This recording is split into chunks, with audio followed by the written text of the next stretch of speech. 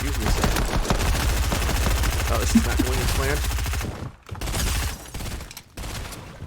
This is a good build. This person may be better at games than I am.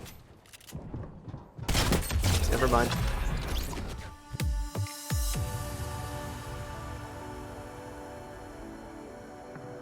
One of the biggest challenges is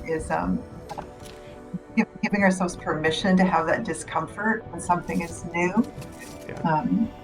I think the tendency is for us to try to back away from it. And the challenge really is to step in and say, you know what, again, it's uncomfortable. I don't know what I'm doing. This is out of my comfort zone. But I'm going to go ahead. I'm going to do it anyway. And then lower our expectations. Right? We're not going for perfection. Going for experience. So giving ourselves permission to be uncomfortable. Is that what I'm hearing?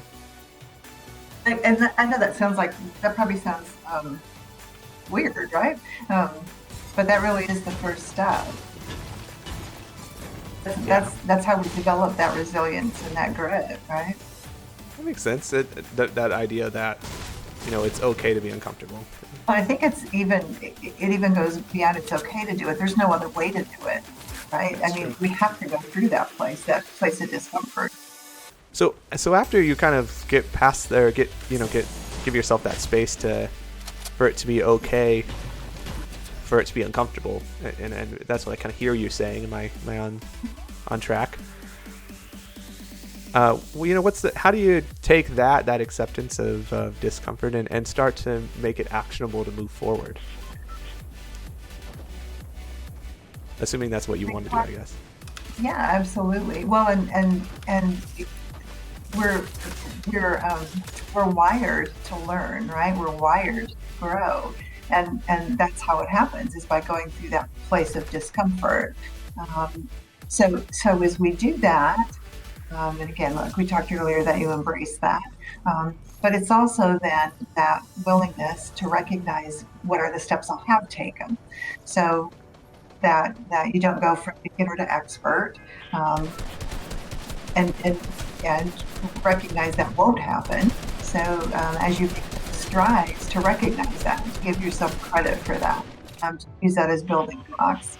That's some good insight, is that the process that even as we kind of go through and can accept, the discomfort that is present, that a portion of it is that we learn from every experience that we go through. Mm-hmm. Yeah. There's some beauty in that. I think people often kind of maybe don't consider the kind of full gravity of the multi-world, right? Like you've got your work life, and then you've got your personal life, and how those things being impacted kind of simultaneously in very different ways by these things can be very challenging. Mm. Or it's maybe me. And it really does have an impact, right?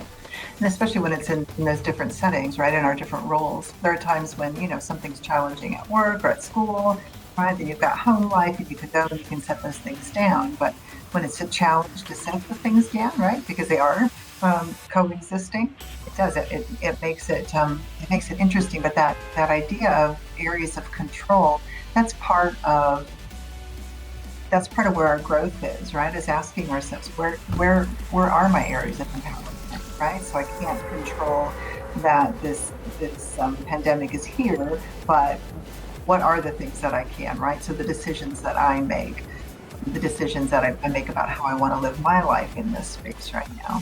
It's also, I think, a part that maybe people struggle with, and I'd love to hear your thoughts on it, is kind of the management of fear. How do you manage fear? How do you manage the unknown? So I think a part of that, again, is that acknowledging the discomfort that goes along with that, remembering that fear is a human emotion, and we all possess it. And so there can be that real tendency to push it away. Yeah. But just like what we talked about earlier, that idea of stepping into it a little bit, asking ourselves what it is we're fearful of, what is it that's frightening us, so that we can process through that. Because it's by doing that, sometimes we get that notion that if we say these things out loud, I'm going to bring them into reality, when actually it's quite the opposite. When we're able to talk about it, it takes the power away from it, right? Um, that's one of the ways that we gain our power is by acknowledging it, by naming it. Yeah, it's interesting, that not wanting to engage with it when reality, talking about it probably is the most beneficial thing you can do. Uh-huh.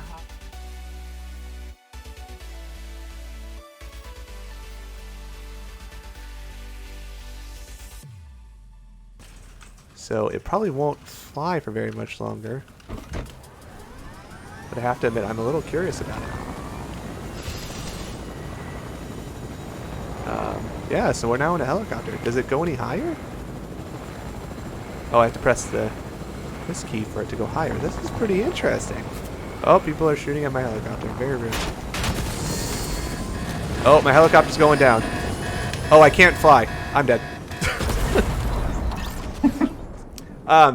Interesting fact that if people are curious, if you jump out of a helicopter while it is in the air, you probably will not live through said experience, especially if you do not have a parachute.